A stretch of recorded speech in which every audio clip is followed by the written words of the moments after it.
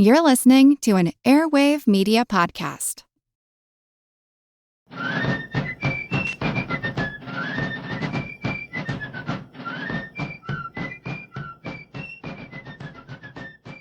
Hello, and thank you for joining the American Revolution. Today, episode 187, The Evacuation of Philadelphia. As I've discussed over multiple episodes, General William Howe's major initiative for 1777 was the capture of Philadelphia. As was his usual practice, Howe went about the process slowly and methodically, leaving New York in July. Then he sailed down to the Chesapeake and marched north to Philadelphia, fighting several battles before finally entering the city 2.5 months later in late September. He then had to spend even more time defending the city against attacks and clearing out defenses along the Delaware River to allow the Navy to link up with the city and bring in supplies. Philadelphia was as close as the Patriots had to a national capital. It was the largest city in the colonies and the seat of the Continental Congress. Its capture, however, seemed to evoke only a collective yawn on both sides of the Atlantic. Congress simply moved to York, Pennsylvania, and continued its work. The Continental Army continued its efforts to keep the British pinned down in the city. More importantly, Howe's focus on Philadelphia divided British forces, and this allowed the Continental Northern Army to capture General Burgoyne's army at Saratoga. The capture of that army, of course, was a major setback to the British war effort and also encouraged France to enter the war, which completely changed events. As I discussed in more detail last week, the entry of France into the war completely upended plans of war strategists in London. Instead of simply focusing on putting down the rebellion, Britain suddenly had to defend colonies all over the world, as well as a potential invasion of the British Isles itself. That is why the Carlisle Commission that I discussed last week pretty much wanted to wrap up the war at this point under whatever terms they had to.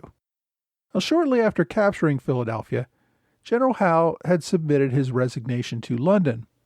He had been frustrated for over a year that the ministry would not provide him with sufficient troops to launch multiple campaigns and capture larger areas of the continent.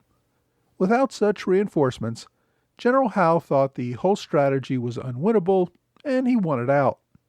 It's not clear if General Howe really wanted to resign, or whether he thought his offer might wake up some folks in London to the need for a substantial increase in soldiers to take and hold North America. But shortly after his resignation request arrived in London, news of Saratoga also reached the ministry. The king told Prime Minister Lord North that someone had to go as a result, either General Howe or Secretary of State Lord Germain. Firing Germain might have brought down the whole government, leading to new elections. So North opted to accept Howe's resignation and recalled him to London. North had tried to replace General Howe by asking General Jeffrey Amherst to take the North American command. As you may recall, General Amherst had served as commander during the French and Indian War. Amherst, however, wanted an army of 75,000 in North America before he would agree to the command. That was more than double the number of troops in North America at the time. The ministry wasn't going to pay for an army of that size for General Howe, and it wasn't going to do so for General Amherst either. So instead, the king promoted Amherst to full general, what we would today call a 4-star general, and gave him a title of Commander-in-Chief of Forces, a position that had been vacant for nearly 20 years, and which gave General Amherst a seat in the cabinet. Amherst would remain in London, organizing the worldwide effort against France and providing military advice directly to the cabinet. The ministry only then turned to General Sir Henry Clinton to take command in North America. Clinton, of course, had been second in command under Howe for many years. He had famously chafed at this position and attempted to resign several times. With this change, however, he finally got the full command that he had so long wanted. But his army became a shell of its former self, and nowhere near large enough to retake control of North America. Along with his orders to take command, the ministry ordered Clinton to send thousands of soldiers from his existing army, some of his best soldiers, to Florida and the West Indies to protect British colonies there from possible French invasions. Lord Germain had sent orders to deploy 5,000 men to take the French island of St. Lucia, and another 3,000 men to St. Augustine in East Florida. And that was about 40% of the total force that was in Philadelphia at the time. Between those transfers and the loss of Burgoyne's 7,000-man army a few months earlier, the British had a much smaller presence in North America from the numbers they had had a year earlier, when General Howe was still complaining even then that they did not have nearly enough soldiers to get the job done. To prevent these reduced troop levels from being spread out too much and subject to an attack like the outpost on Trenton, the military planners in London ordered Clinton to abandon Philadelphia entirely and move the army to New York. Clinton even had discretion to abandon New York and Rhode Island entirely and take his army to Halifax if he deemed that appropriate. This was about the same time that the ministry formed the Carlisle Commission that I discussed last week. The commission was there to try to see if there was any possible diplomatic solution that would just end hostilities in North America. Britain was writing off control of North America for the time being and focused on not losing more of its empire to France. Sir Henry Clinton received his orders in New York and traveled to Philadelphia to take command of the army. He arrived on May 8, 1778, spending the next few weeks with General Howe before Howe left for England. Even before General Howe set sail at the end of May, Clinton focused on packing up the army in Philadelphia and getting ready to move to New York. For the Loyalists in Philadelphia, this was their worst nightmare. These people had remained quiet during the early years of the war, trying to avoid being attacked or harassed by patriot mobs. So when the British finally arrived in the fall of 1777, the Loyalists were finally able to come forward. They had publicly professed their support for the British and even assisted the occupying army. So now, when the British made the decision to leave, the Loyalists knew that they were going to have to answer for what the Patriots considered to be their treason. Before the army made public its plans to abandon Philadelphia, rumors abounded that it was about to happen. One Loyalist who had joined the police force in Philadelphia that the British Army had established also attended the Mischianza party for General Howe's departure. At the party, he asked the general what the locals should do. Howe's suggestion was that they should try to, quote, make peace with the Continental Congress. That, of course, was a frightening prospect. The Pennsylvania Patriots considered the Loyalist actions to be criminal. At best, their property could be confiscated. They could also face prison or even the gallows. The time for making peace with Congress was long gone. On May 25th, the day after Howe actually left Philadelphia, the city's leading Loyalist, Joseph Galloway, submitted a petition to General Clinton asking the army to remain in Philadelphia. Galloway recommended raising a force of several thousand Loyalist soldiers with the backing of British regulars so that they could hold Philadelphia against the Continentals.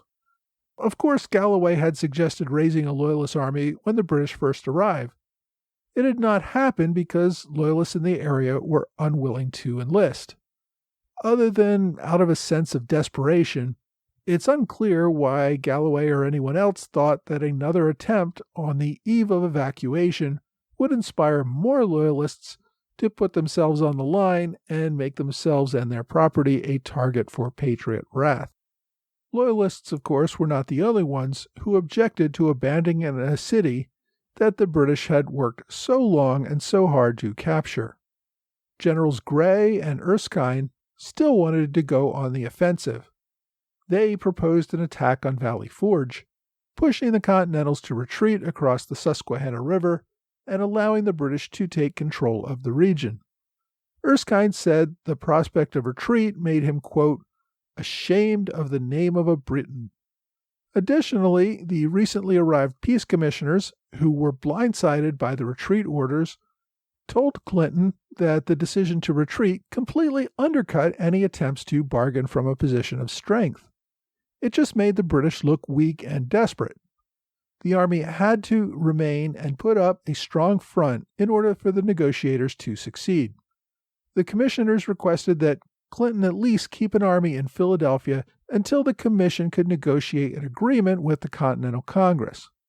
Now, despite all these objections from loyalists, from his officers, and from the commission, Clinton had very clear and non-discretionary orders to abandon Philadelphia, and even a delay was dangerous. The French Navy was expected to arrive soon.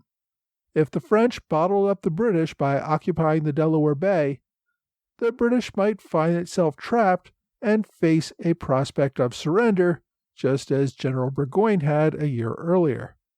The one concession that Clinton did make was to free up some of the British ships for civilian evacuation.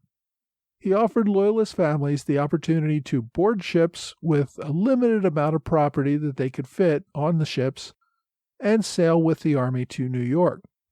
Most of the soldiers in the army, other than those wounded or sick or at risk of desertion, would not take up space on the ships, but instead would march to New York across New Jersey. On May 20th, the same day as the army marched out to Barron Hill in hopes of capturing the Marquis de Lafayette, General Clinton issued orders to remove artillery and stores that could be not carried back when the army marched. The heavy ordnance would be loaded aboard ships. Clinton continued to order offensive forays out of the city toward the American lines in hopes of keeping the enemy from realizing that an evacuation was underway. Washington, of course, was well aware that the British were leaving. On June 10th, he wrote to his brother saying that he had been expecting the British to leave for the prior 2 weeks and could not figure out why they hadn't left yet. Washington also suggested to Congress that it offer a conditional amnesty to the Loyalists in Philadelphia. An amnesty would allow the Continentals to benefit from these artisans and skilled workers who were ready to jump at the chance of continuing to work in Philadelphia. Congress, however, was unwilling to consider such a plan. At the same time, the Loyalists in Philadelphia hoped to send a delegation to York to ask for terms from the Continental Congress. General Howe had recommended that they be allowed to do this, but General Clinton refused. If the Philadelphia Loyalists sought and received amnesty, what would prevent the New York Loyalists from doing the same thing? For Clinton, the Loyalists would have to leave with the army or suffer the full wrath of the Patriots when it retook the city. In total, between 3,000 and 5,000 Loyalists boarded British transports or merchant ships and sailed to New York. Some remained in New York, while others went from there to London or other parts of the empire. The thousands of other Loyalists, unwilling to give up their homes, opted to remain in Philadelphia and just, take their chances under Patriot rule. Meanwhile, the army began the process of destroying its defenses and any supplies that they could not take with them. Rumors spread that the army planned to burn Philadelphia as it left, although those proved just to be rumors. Thousands of extra blankets, tons of food, even several ships that were still under construction were all burned. Some of the fires ended up burning a few houses, but these were unintentional. Even some large cannons were spiked and dumped into the river to make more room for civilians and their property aboard the ships. Many refugees ended up sitting in the Delaware River aboard these ships for several weeks waiting for departure. They couldn't get off the ships for fear that they would lose their spots, but at the same time, they were just sitting there getting sick and running out of food before they even left port. Many of these folks would arrive in New York in very poor condition. Prior to the evacuation, the Pennsylvania Executive Council had attainted hundreds of named individuals of committing treason by cooperating with the enemy. The vast majority of these people, remarkably, remained in Philadelphia and just hoped that they would receive mercy. For many well-to-do Philadelphians, The thought of abandoning all their property just to board ships and live as refugees in another colony was simply too much to bear. By June 15th, the last of the rear guard British and Hessian regiments began crossing the Delaware into New Jersey from various ferries in or near the city. It had taken days to cross thousands of soldiers and their supplies, all the while facing the fear of an enemy attack as the process continued. By the morning of June 18th, the ships had set sail and the army was fully in New Jersey. At 10 a.m. on the morning of June 18th, Lieutenant Colonel Cosmo Gordon, a British regular officer, woke up in Philadelphia after a night of heavy drinking. He quickly discovered that the city had been completely abandoned. His unit, along with the rest of the army, was marching away in New Jersey. The final British ships in the river had already set sail and were away from port. The panicked officer quickly grabbed his things and rushed down to the port. There he found a friendly boatman who he paid to take him across the river. As far as we know, Gordon was the last officer to leave Philadelphia. Around 11 a.m., Admiral Howe, who was already aboard his flagship, the Eagle, in the middle of the Delaware River, weighed anchor and sailed away. That same morning, a militia scout named George Roberts rode out to Valley Forge to report that the British had abandoned Philadelphia. About the same time that Colonel Gordon was making his escape across the Delaware River to New Jersey, Washington received Roberts's report. Another group of Delaware militia on horseback had entered the city that morning and had captured about 30 enemy soldiers who had not left in time. Washington dispatched Major General Benedict Arnold with a brigade of about 400 soldiers to take control of the city. Arnold, you may recall, was still recovering from his leg wound at Saratoga when he turned up at Valley Forge about a month earlier, ready to return to duty. Still not really ready for combat, Washington designated Arnold to serve as the military commander of Philadelphia following the British evacuation. Riding with Arnold into Philadelphia was Washington's aide-de-camp, Colonel Tench Tillman, who had been a Philadelphia merchant before the war, as well as Washington's former aide-de-camp, Joseph Reed, who had been a Philadelphia lawyer before the war. At that time, Reed was a delegate to the Continental Congress. Continental General Henry Knox and Philadelphia Militia General John Cadwalader also rode with the first occupying force to enter the city. The comments of everyone who entered the city was that it was a complete and utter mess. Piles of garbage lay everywhere, in the streets, in public buildings, in private homes. Occupying troops and others had used houses, public buildings, and even Independence Hall as a place to relieve themselves. The smell of human feces and urine was everywhere. Some occupying soldiers had even taken the winter to fill entire basements with their own human waste. Many churches had their gravestones knocked down so that churchyards could be turned into horse riding areas. Church pews and a great deal of other furniture had been used for firewood. Almost no wooden fences had survived the occupation. In some cases, entire houses had been dismantled and burned for firewood. Even some of the better houses had been looted. Major John Andre, who had occupied Benjamin Franklin's house, left with a full-length portrait of the founder, and also with his music and scientific equipment and most of his library.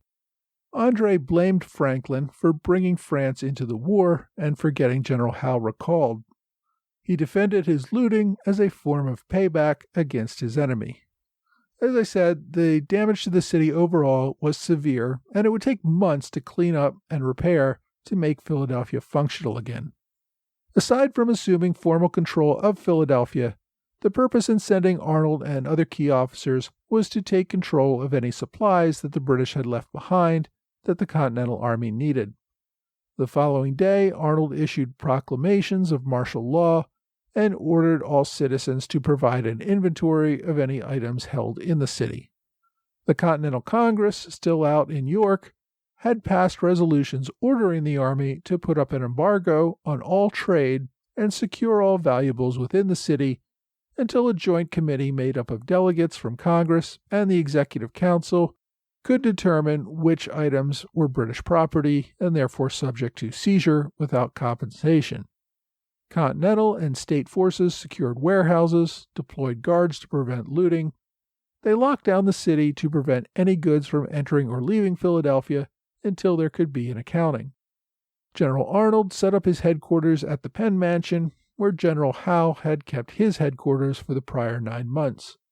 Arnold spent considerable money refurbishing the mansion and hiring a domestic staff to run it. Despite the condition of Independence Hall, which had been used as a prison, as a hospital, and even a toilet during the occupation, the Continental Congress voted to adjourn its session in York on June 27th and resume work in Philadelphia the following week.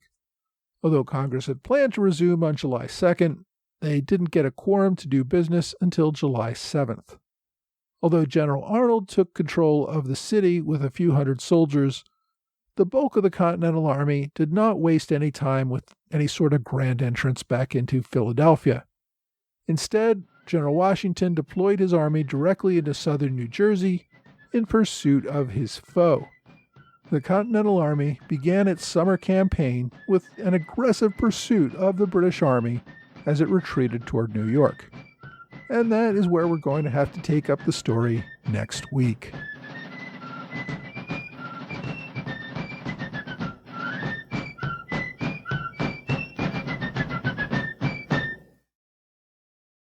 Hi, thanks for joining the American Revolution Podcast After Show. Thanks again to Trey Nance, George Davis, and Lewis White for support of this podcast at the Alexander Hamilton Club level on Patreon. Thanks also to Lee Saham for support at the Robert Morris Circle level. Also, thanks to my new Standard Bearer level supporters who joined last month, Peter Grathoff, Douglas Donnelly, Brian Roach, and Wynn Webster. All of you will be receiving your first monthly flag magnet soon. I also appreciate the one-time gifts via PayPal from Carolyn Wood, Matthew Domer, and Maurice Walton. Matt, best of luck with that master's thesis. Also, I just opened an account on buymeacoffee.com. I really haven't put any links for it up anywhere, but if you use that site and want to buy me a coffee or give me support through that site, feel free to do so. Look up AmRev Podcast. Everyone who supports this podcast, either through a one-time contribution or ongoing contributions, helps me to cover my expenses and keeps everything free for everyone else who is not in a position to provide financial support. I greatly appreciate everyone who has been able to step up. This week I covered the British evacuation of Philadelphia. In many ways, the British occupation of Philadelphia was the high watermark of the British effort to reassert control over America during the war. The evacuation marked the slow decline that would drag out over the next 5 years. I suppose one could argue that the British temporarily captured some larger swaths of territory in the South in the later years of the war, but those were really lightly populated areas, and the British really could not establish authority outside of a few camps.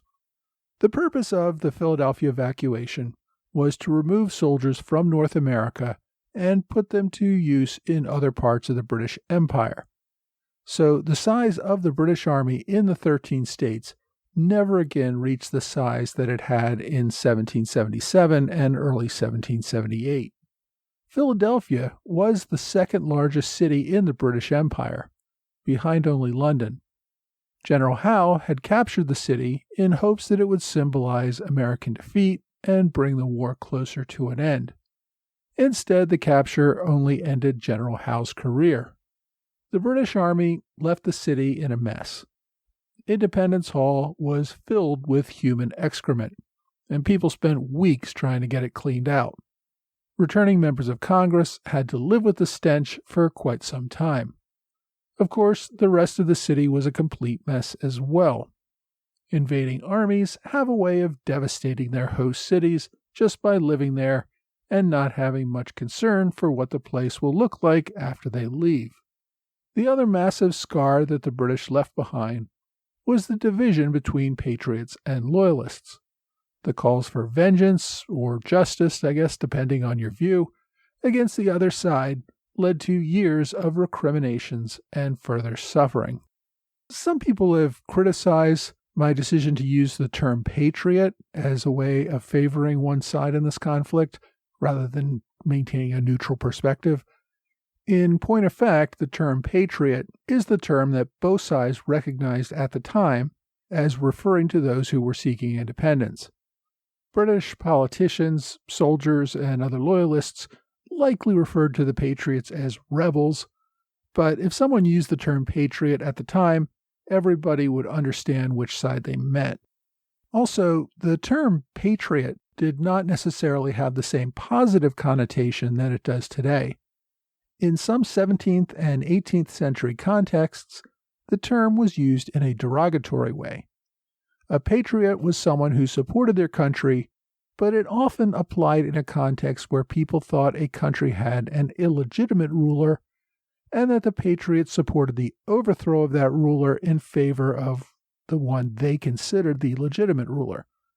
So the term patriot was sometimes used as a term for a zealot who was looking to overthrow the established peace. Okay, enough about that. On to this week's book recommendation. I've already recommended several books on the occupation of Philadelphia and have not found any that deal specifically with the evacuation. So this week's book recommendation has nothing to do with my topic this week. I'm going to recommend a book that talks about a town that's near Philadelphia. The book is Revolutionary Princeton, 1774 to 1783, by William L. Kidder.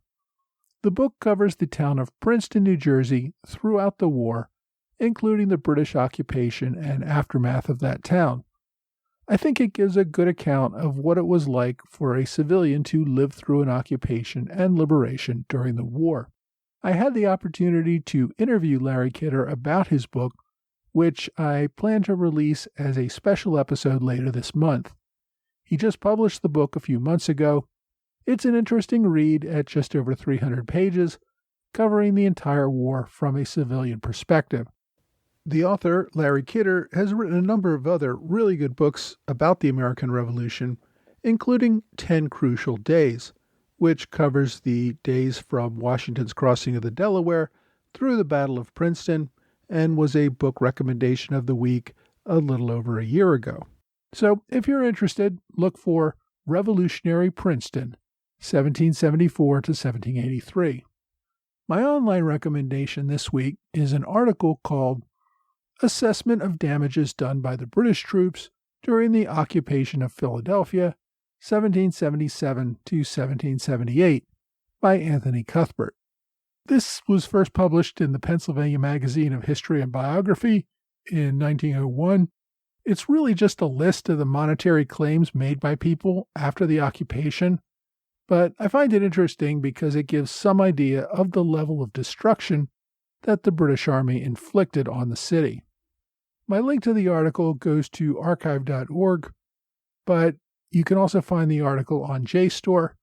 I used the archive link rather than the JSTOR link because JSTOR requires you to register for a free account before you can view it. But as I've said before, if you don't have a JSTOR account, you may want to sign up for one.